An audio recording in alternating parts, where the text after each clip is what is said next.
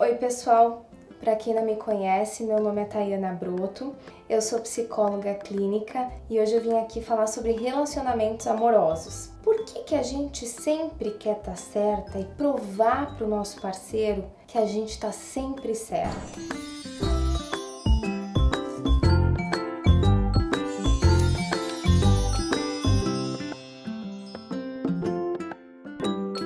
Só que antes de começar, eu vou pedir para vocês se inscreverem no canal, caso vocês gostem desse conteúdo, e ativem aquele sininho, porque daí você não perde nenhum conteúdo que eu preparo com tanto carinho para vocês. Então vamos lá!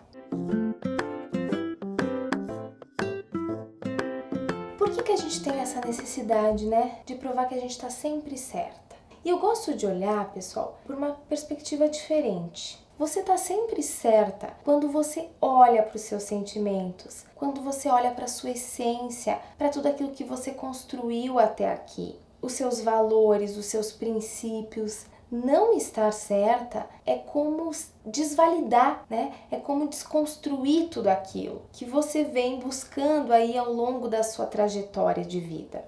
Agora, é bem diferente, né? Tá certa de querer ter razão, de querer se sentir superior. E às vezes é essa imagem que a gente acaba passando para o nosso parceiro ou até mesmo para as pessoas, né? Quando a gente se relaciona, que estão ao nosso redor. Por que a gente faz isso? Porque a gente quer se sentir superior? Porque a gente quer ser a dona da razão? Não, porque a partir do momento que o outro compreende a mensagem, o meu sentimento que eu estou trazendo à tona, eu me sinto acolhida, eu me sinto aceita, eu me sinto amada. Então a gente tem essa necessidade de ser compreendida para se sentir amado. Só que muitas vezes o que acaba acontecendo é o contrário. A gente passa uma outra mensagem.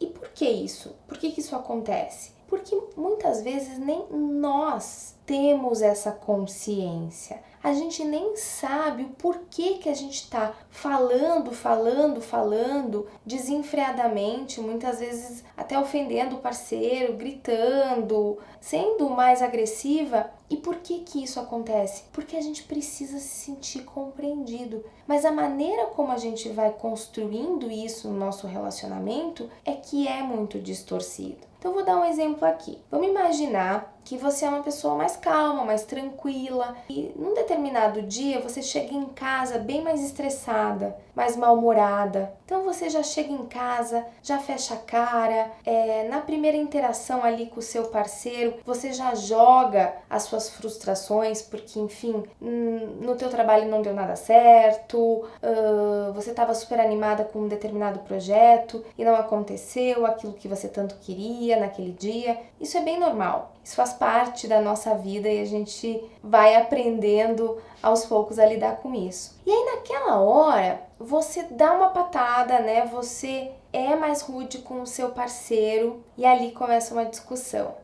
O seu parceiro te pergunta como você tá, mas na verdade não era aquilo que você queria ouvir. Você queria que ele fosse mais acolhedor, que você chegasse em casa e ele te recebesse com um abraço, falasse pra você que isso ia passar e na verdade ele vem ali com algumas falas um pouco inadequadas para aquela expectativa que você tinha. Você queria, enfim, ser acolhida, receber um abraço apertado, falar que tudo vai ficar bem e ele quer tentar te ajudar a resolver aquele problema.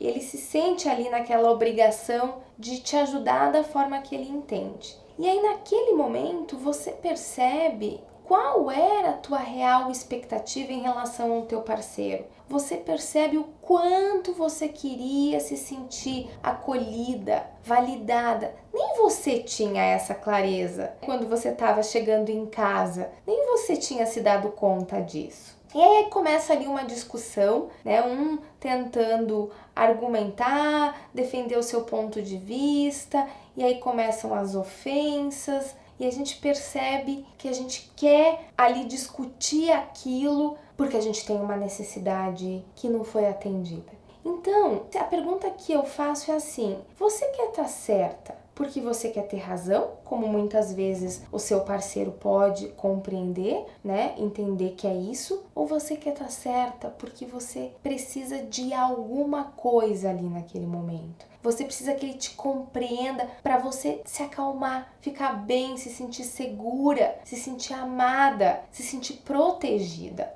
né? Então, assim, por isso que a dica que eu dou para as minhas pacientes no consultório, e eu entendo que isso é uma coisa que a gente vai construindo aos poucos, é ajudar a minha paciente a modelar esse comportamento do seu parceiro e principalmente o seu. Então, aprender a ter empatia, aprender a se ouvir, olhar para os seus sentimentos, para as tuas expectativas, para as tuas necessidades, que não são tão óbvias assim, não são tão conscientes assim. A gente só passa a se dar conta disso quando a gente não tem aquilo que a gente deseja. E aí, a partir do momento em que a gente começa a perceber isso fica mais claro, a gente consegue transmitir com mais clareza a nossa mensagem para o nosso parceiro. E quando as coisas se acalmam, né, depois que a discussão acontece, porque muitas vezes ela é inevitável, né, tem dias que, enfim, a gente não consegue ali ter um autocontrole, ter a paciência necessária,